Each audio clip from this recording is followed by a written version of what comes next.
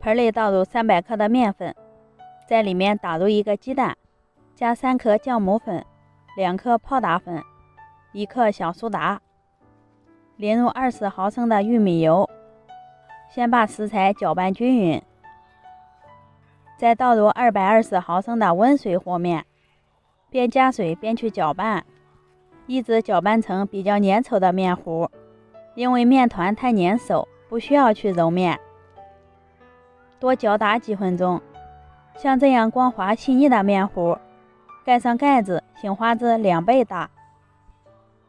接下来准备几颗小葱，切成葱花。这个面板好光滑呀，又好清洗，用抹布一擦就干了，特别省事儿。现在温度低了，可以把面团放在温水里，促进发酵。这里花了1个小时，在里面加入盐，倒入葱花，朝一个方向搅拌均匀，同时也排出里面的气体，然后再静止15分钟，好方便下一步的操作。时间到以后呢，先在手上抹一层油防粘，然后抓一把面团，轻轻地伸开，薄厚进。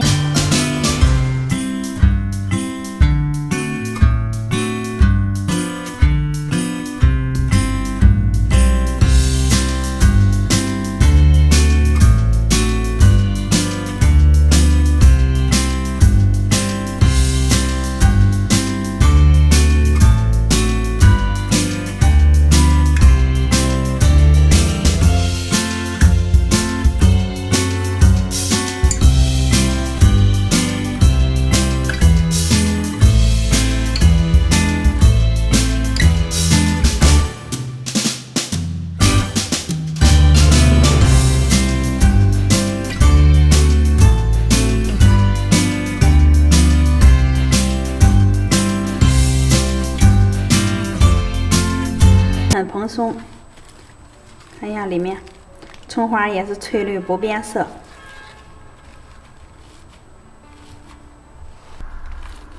也不用揉面，不用和面，做法比油条还简单，吃起来特别的香。喜欢的朋友可以试一下，我们下期再见。